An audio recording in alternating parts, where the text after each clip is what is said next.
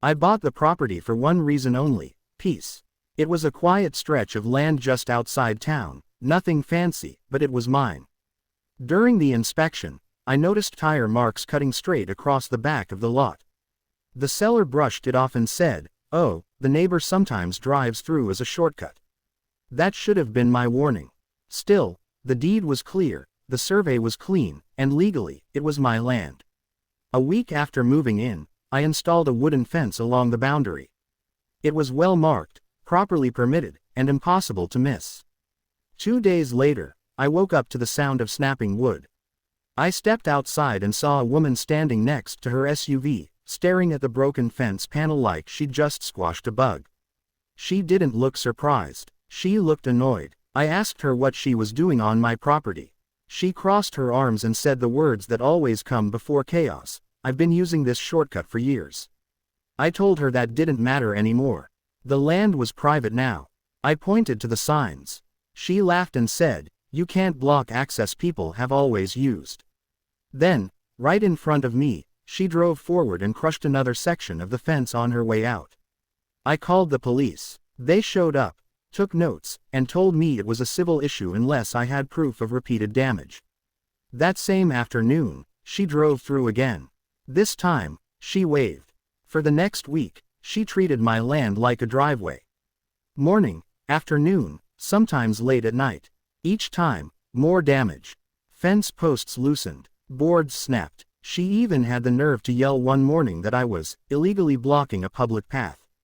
There was nothing public about it. But entitlement doesn't care about facts. That's when I looked deeper into the property map. Behind my land was a narrow strip of unused boundary property, forgotten and unmanaged, owned by a holding company that hadn't touched it in years. Her shortcut depended on that strip to connect to the main road. Without it, she'd be boxed in. So I made an offer. 3 weeks later, the paperwork cleared.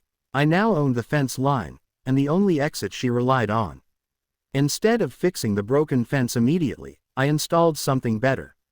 Heavy steel gates, fully legal, fully locked, positioned perfectly along the boundary she crossed every single day. I waited. On Monday morning, right on schedule, her SUV rolled onto my land like nothing had changed. This time, the gates closed behind her. Part 2. She stopped so hard her tires kicked up dust. She jumped out, yanking on the gate she'd just passed through, then ran to the other side. Both locked. No gaps. No damage she could cause without consequences. When she saw me walking toward her, her face turned red. "You can't do this," she screamed. "You trapped me." I calmly told her she'd entered private property without permission.